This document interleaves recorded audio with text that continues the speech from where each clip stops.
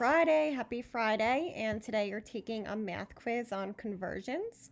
So this is just a review today. Today's objective, students will be able to convert capacity and weight measurements by going from a larger unit to a smaller unit. And your DOL is a quiz. So make sure you take that before logging off today. That's your reference sheet that you will need to use in order to successfully complete this quiz.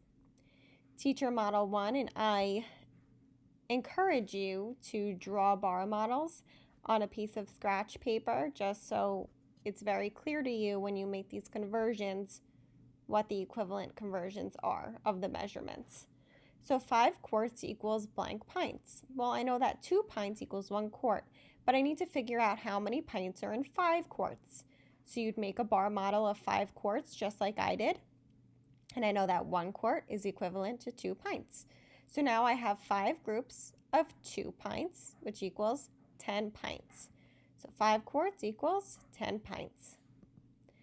Teacher Model 2, blank cups equals 7 pints. Again, I know that 2 cups equals 1 pint, but I need to figure out how many cups are in 7 pints.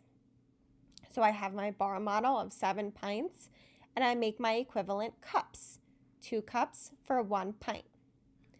Now I have 7 groups of 2 cups, and I know that 7 times 2 equals 14. So 14 cups equals 7 pints. All you need to do is multiply or draw a bar model. Teacher Model 3. A penny weighs about 3 grams, and I have that drawn out in a bar model. How many milligrams does a penny weigh?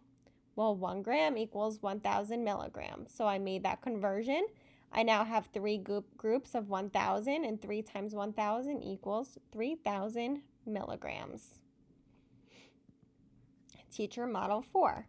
Blank ounces equals 7 pounds. Well, I know 16 ounces equals 1 pound.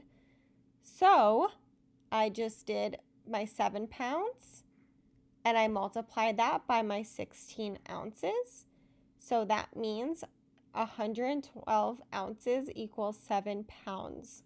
Making this bar model makes it super clear for me to see the conversion and to use the multiplication.